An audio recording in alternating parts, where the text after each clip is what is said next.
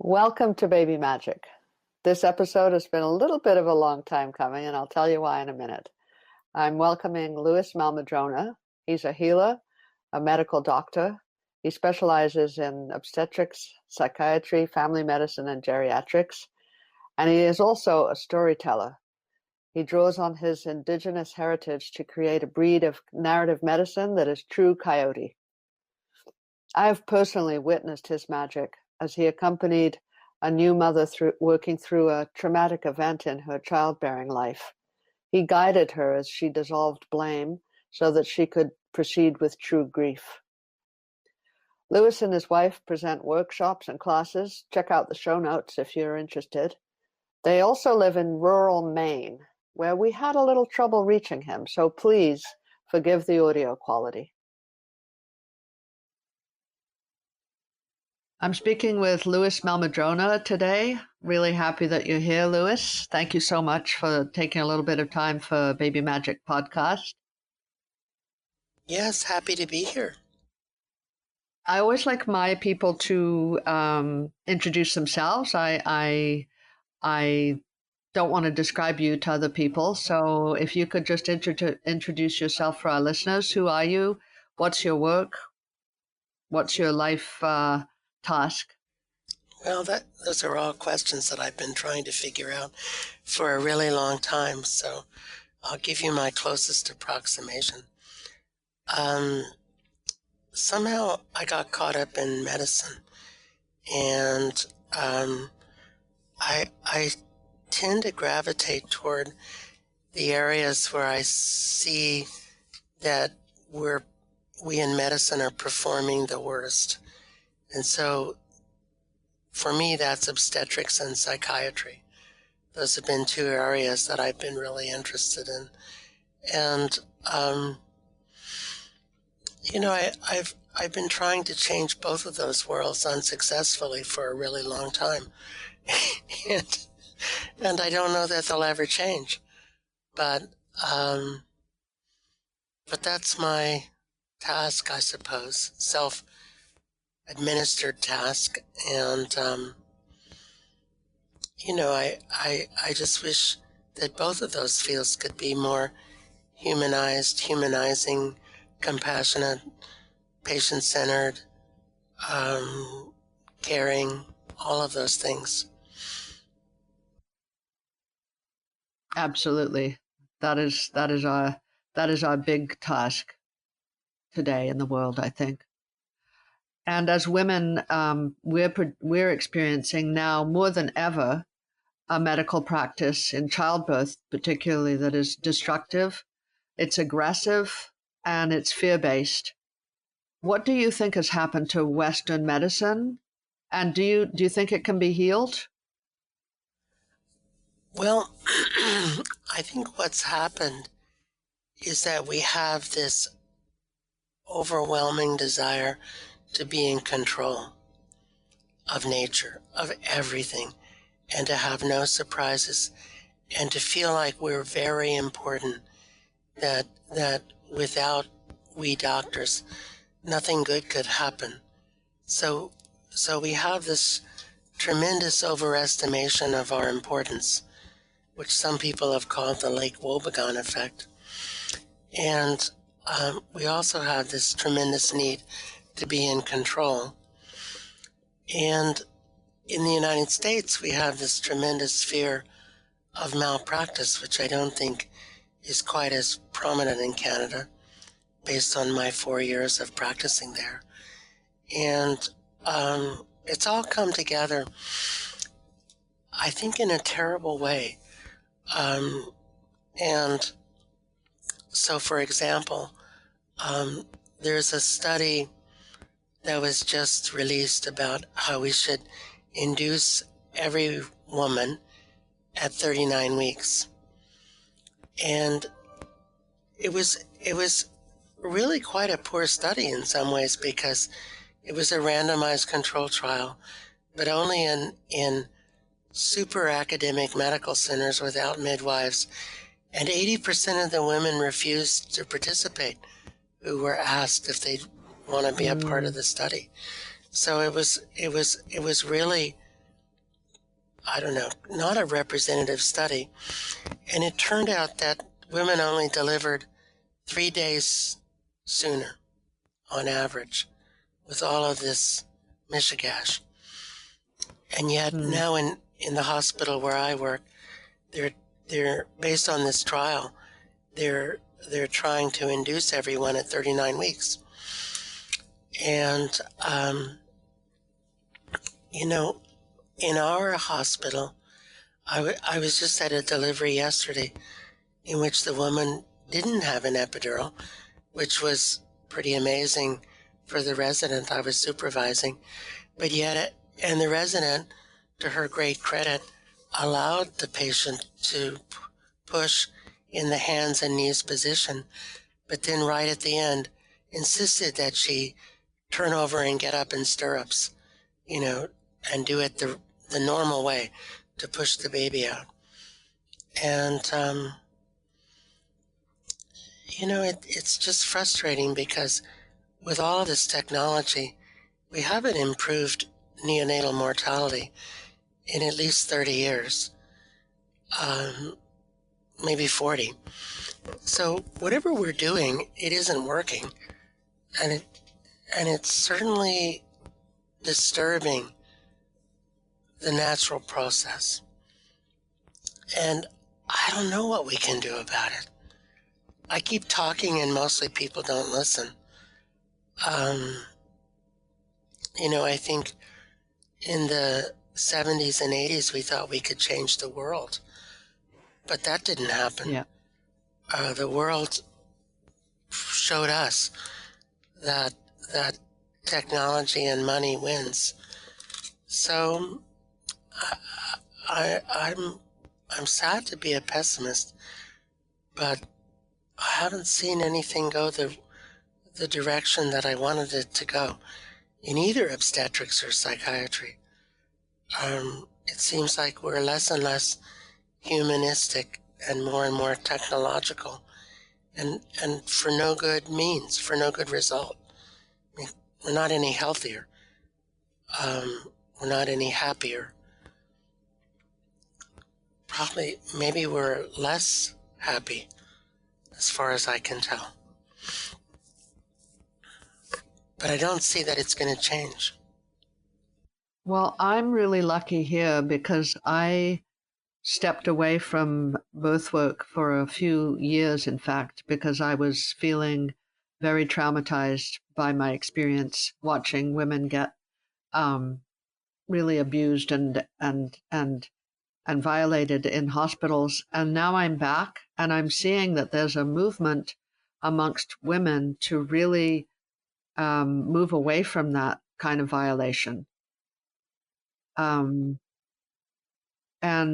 it's interesting and exciting and a little bit scary, but it's actually happening. So I know that you need to be a pessimist for a little while, but I'm telling you, the cracks are starting to show.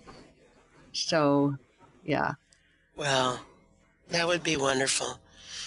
It may just be that they're not showing in Maine, where rural Maine where I live. But if they're going to show anywhere, it's going to be in Montreal or Toronto or Vancouver, I think. Well, they're certainly starting to show here in Montreal. And actually, yes, in a lot of different places where people are calling me from. So it's pretty interesting. But the fact is that many women are traumatized during their birth experiences. So I wanted for you to talk a little bit about how narrative and story can work to heal trauma in birth. Well, trauma tends to be unstoried in the sense that it's an experience that people find difficult to describe or to talk about.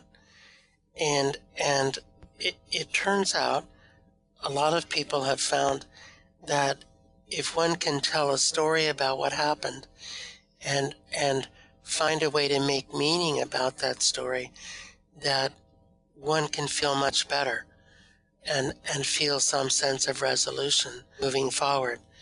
And so really the narrative approach to trauma is to help people to tell their story, to speak about the unspeakable, and to continue to speak about it until the emotional charge dissipates, and ultimately to speak about it with humor and meaning and a sense of accomplishment. And so that takes sometimes telling the story many times in many different ways. But when it's accomplished, it's as if the trauma is contained. It's sort of canned, put in a jar, processed, and doesn't have such a negative impact on one's life. So, I think that's really the essence of the narrative approach. So how would it be useful, do you think, for both companions to use story during their prenatal work with women that they are attending, or is it something that needs to be, I guess what I'm asking is, do you have to be an expert? No. Everyone is an expert at story. Everyone knows a good story when they hear one, and everyone knows how to tell good stories. And so I think, in the way that I would prefer to work, during prenatal care, if we could get women to tell the stories, to repeat the stories that they've heard about birth, and to repeat the stories that their mothers and grandmothers and great-grandmothers have told about birth, sisters, cousins, aunts. And then if we could look at the stories that are negative or traumatic, and if we could try to work with people to understand the fuller context of that story and to appreciate that that doesn't have to be their story, that we can eliminate fear and we can begin to create a more probable pathway to a normal and healthy outcome, which is what can be done also with hypnosis.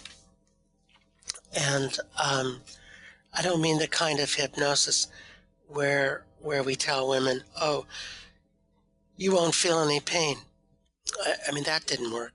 But the kind of hypnosis in which we bring people into the story and find a way for them to feel triumphant, to feel capable, to feel able to surmount all obstacles and to overcome adversity and to prevail. Like the story of people who climbed Mount Everest or people who ran the Boston Marathon or, stories like that. And I think that really works. When we believe in ourselves, we can make miracles. I love the story, though, that you wrote about in your book, in your book from 1983 or 84, and you told a story about the difference in outcomes between the young women that were told that they really, really shouldn't have sex because childbirth is hell, and then the other women that were told that they could have the best birth ever if they just did the right exercises, and do you remember that story in your book? I don't. It's really funny, but it makes sense. Oh, so it jumps out at me. It just jumps out at me. Basically, you were speaking about a group of like rural women that were given the fear of God that they should never have sex because they didn't have access to birth control or abortion or anything. And so the only way their mothers and grandmothers could tell them, not to get pregnant, but was by getting them really scared that childbirth was going to be absolutely the worst thing that ever happened to them. And then these other more affluent women in California who were really doing all the right things and all the right exercises and hiring all the best people as their team, and were probably, I imagine, expecting something that they weren't going to get, and were disappointed and ended up experiencing much more, differences and lengthy labors and stalled labors and things like that than those other young women. So I think so. Yes, we do need to work with stories so that we can surmount. But also, there's a little, like, as you know, when a baby is being born, that baby does need a little bit of stress. So I think our lives are so complicated. We do need stress and fear. Right. Mm-hmm. And to overcome. We need models. We need stories to tell us how to do that. And I think that's what the traditional stories of all of the world's cultures have done for thousands of years, is to tell people how to overcome adversity, or how to behave in the face of adversity, how to meet obstacles, how to move forward when things are difficult, how to rely on other people, and so we all need that. And to the extent that we can find it, we can surprise ourselves, we can transcend, we can, make miracles happen. And I think, when I was writing about birth in the 80s, I was writing about this mindset of which is a mindset for health.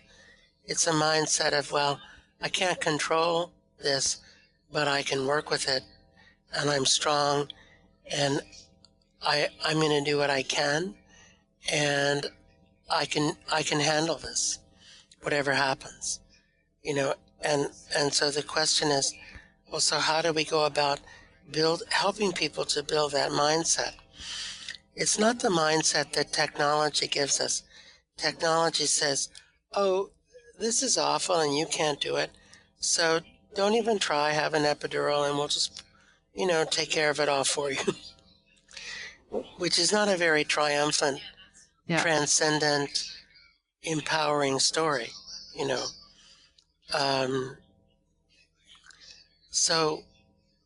So I hope, I'm encouraged that you're saying that women in Montreal are beginning to sort of take back their birth from the system, and it's such a process that can change lives, to have that experience of transcendence, of transformation, of getting through something in a positive way, it can be so empowering, so healing.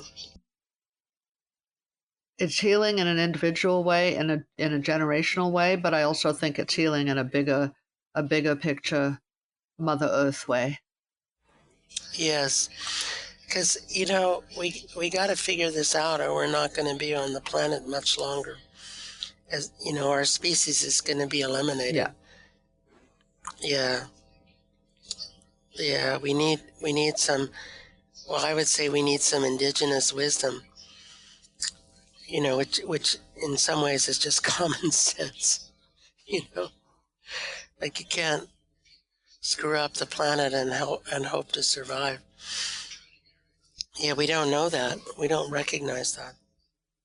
But I think that goes hand in hand with what you were just saying in the very beginning when you were talking in a general way about Western medicine, that Western medicine, it seems to me, has no clue how to relate to nature. No, only in the sense of controlling it. Never in the sense of cooperating with nature or collaborating with nature. That it's alien to us. The names of all of our drugs start with anti. So we're against this and we're against that and we're against everything. And even in these days of COVID-19, all of our metaphors are war metaphors, fighting the virus. And it's funny how we don't ever talk about building resilience or building health in the face of this pandemic. We're all, I mean, the message that comes across in the media is that we're all helpless and there's nothing we can do, and cower, in our boots and hope that, the virus doesn't touch us. But there's so little proactive discussion, so little sense that, well, there's things I can do. I can make myself as healthy as I possibly can. I can, spend more time outdoors. I can absorb more vitamin D. I can exercise more. I can eat better. I can take immune boosting supplements. I can, make myself as healthy as I can be. And that's not our approach to viruses, and it's not our approach to birth. Our approach is a very passive approach. Like, oh, I can't do anything. Oh, I sure hope technology saves me. And I don't think that's getting us very far.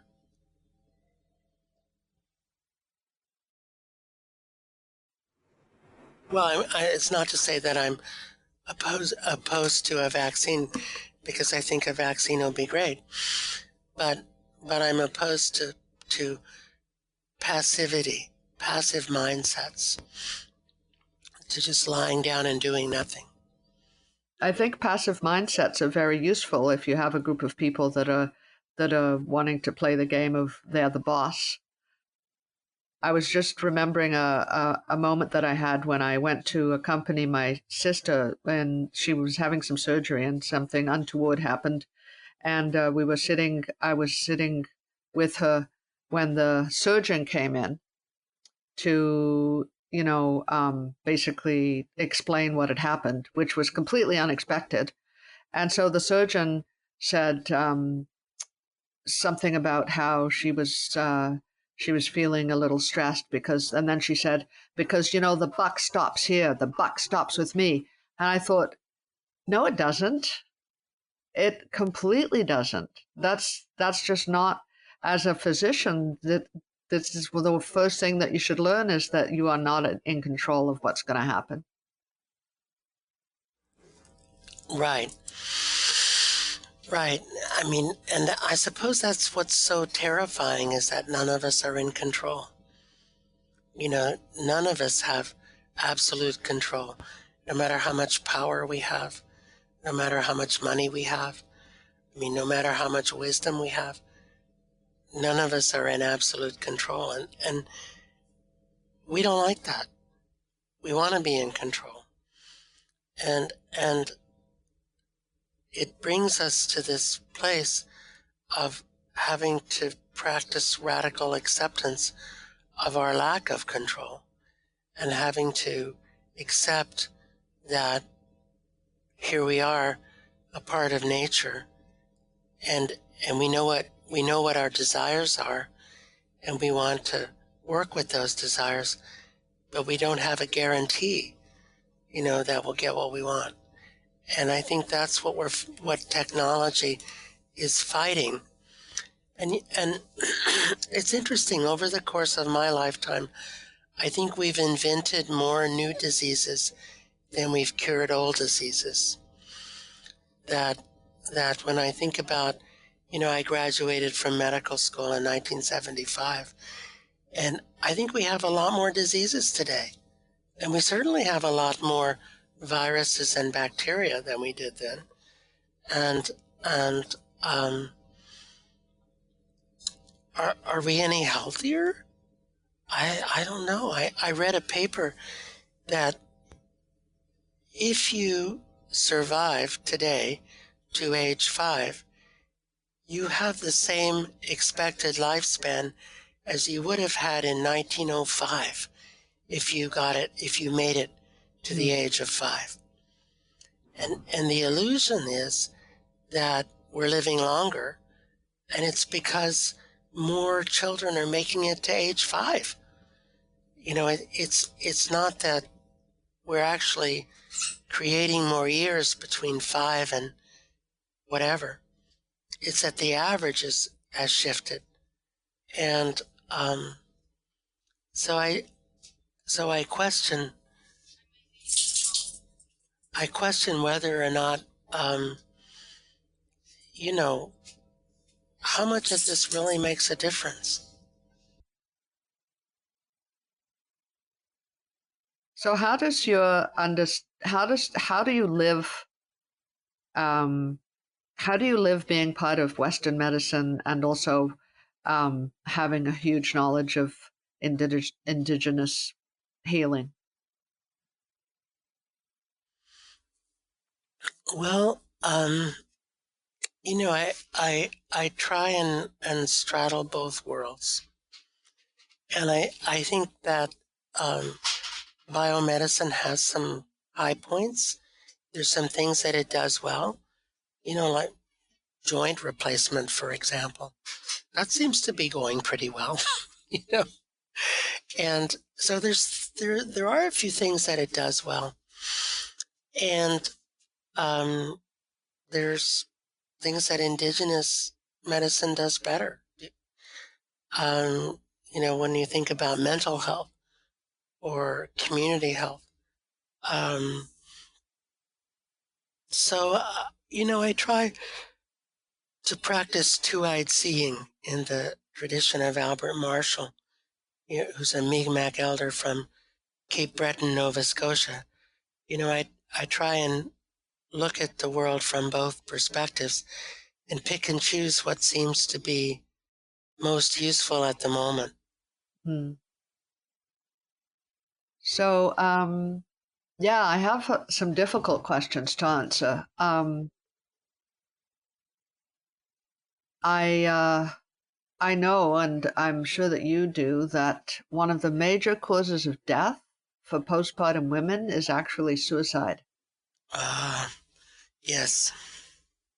So what's your advice? What do we do as a culture or specifically within our own communities to bring these numbers down? In 1977, I published a paper on how having a high quality birth experience protected women's mental health. And nobody talks about that. And in the midwifery literature, there's significant articles on the effects of induction on mental health, the effects of cesarean on mental health. But we completely ignore that in medicine. And we think that the solution is to screen women postpartum for depression and give them drugs.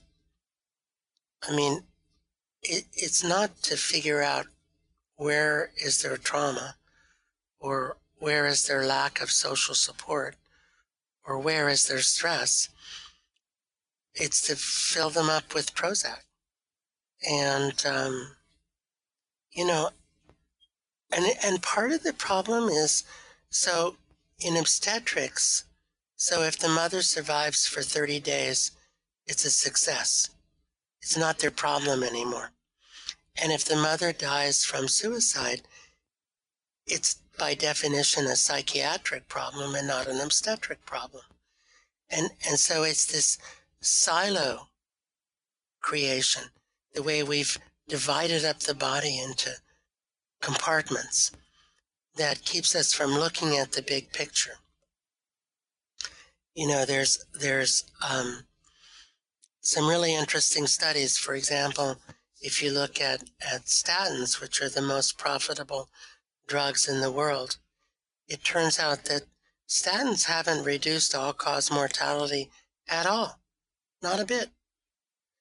And yes, they reduced cardiovascular mortality a bit, but at the cost of other things, which went up. So, and the reason that they're still the most profitable drug in the world is because the cardiologists who are pushing them don't pay attention to the other causes of death. And sadly, no one does. Sadly, we're not being integrated. We're not, and for pregnant women, we're not looking at the big picture of how the birth experience, the pregnancy experience, the social support or lack thereof, poverty, all of these things affect the outcome on every level, from, cardiovascular health, gastroenterological health, psychological health. We just don't do that because everyone's working in their own little silo. I think that I've worked with many, many women who have been traumatized during their first birth, and then they come to me to try and figure out how they can work through that and have a, a better experience the second time round.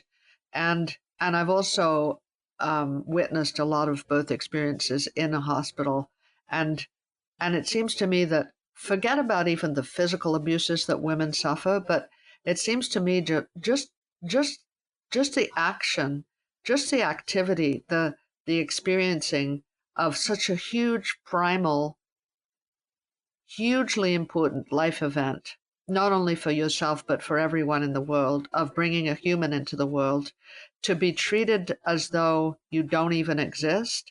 I think that's the root of the trauma, and it's the root of the postpartum depressions and psychoses, because that must be so alienating.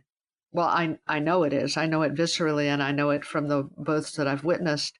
And so to move onwards from that, if we did change, I mean, for medicine to look at changing that, they would have to look at the very root of how they treat people. Like you said, not as little divided like systems all put together in one patient, but as a whole human being.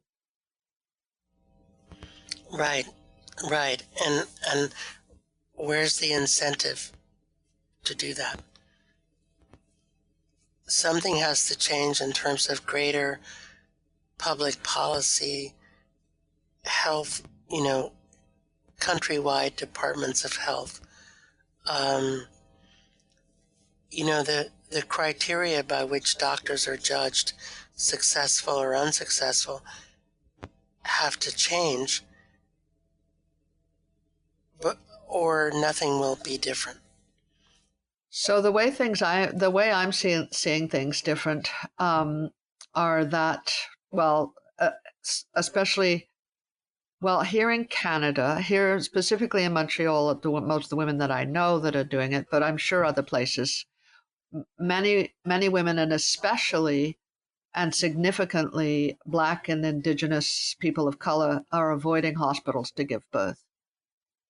To the extent that they're giving birth with just their partners, just themselves, just their community members around them, and really not wanting to enter into a hospital.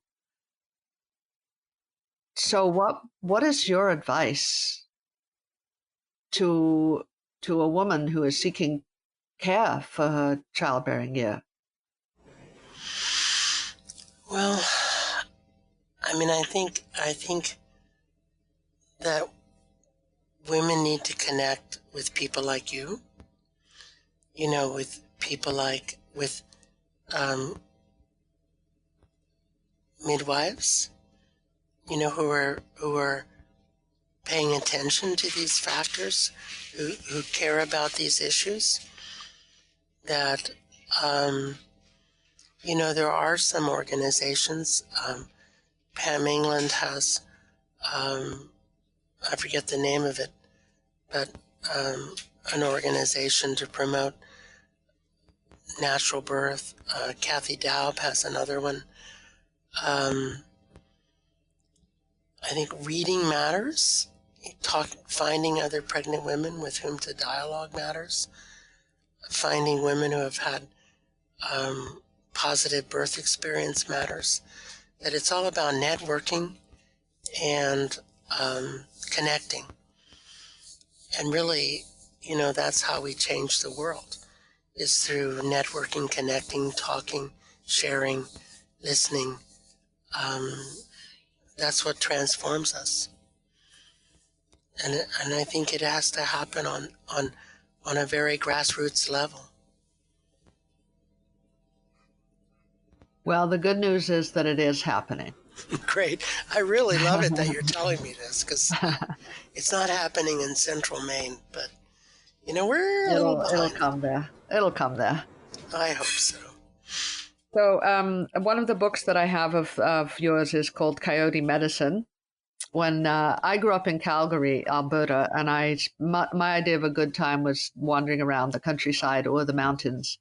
And I do know coyotes as wily, crafty creatures. And I know that they are very dear to your heart. And I'd like, because of that coyote energy, I'd like you to talk to us about play and joy in the work of healing. Well, I think Coyote teaches us that whenever possible, enjoy yourself, have fun. Don't take yourself too seriously. Don't take other people too seriously. And we all suffer from that affliction of taking others and our situation and our struggles and our frustrations too seriously.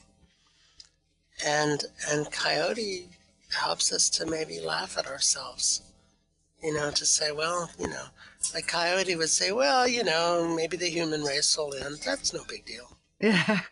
You had a good run. Get over yourselves. Of course, Coyote's been here longer than humans, so Coyote can get to say that. Yeah. But yeah, I mean, humor is a huge stress reducer. And, to be able to laugh at ourselves is maybe it's closer to godliness than cleanliness. I'm not sure. It is. It is a supremely important manifestation of whatever it is we're doing. I think when I went to Greece when 5 years ago, 4 years ago, I went to work in the Syrian refugee camps to help out midwifery wise. And one of the most amazing groups of people that I saw there were this Raggle Taggle group from England. They were clowns, and they were going through the refugee camps to entertain the children and to make them laugh. And that was the highest order as far as I'm concerned. Like, you can go in and do all your things, but just to go and do ridiculous things, stand on your head and make kids laugh, that's really something. Yeah, that is wonderful, and people have been doing that for centuries. I mean, even, there's amazing stories of people doing that even during the Black Plague in Europe, of lightening the mood. And, I think we all have to do what we can to enlighten ourselves, so to speak, to be a little less somber and, ombre, and to just, be a little lighter. Have some fun. Yeah. So I'm going to have to wrap things up, but I would like you to share, I ask everyone, for one word, I'd like you to share one word with our listeners that will wrap up your message. I suppose compassion. That we need to have that for ourselves and for everyone around us. All of the people that we're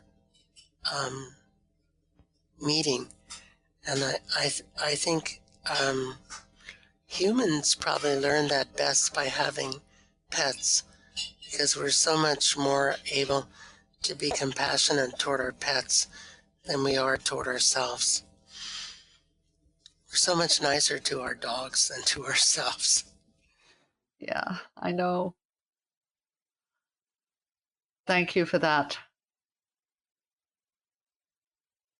I will definitely spread the word. We're going to be having a virtual workshop. Louis is going to be presenting in January, so virtual because of the pandemic, and but at the same time, virtual means we'll be able to reach more people. So stay tuned for that. And thank you so much, Louis, for spending the time with us. Thank you. It was great to talk with you.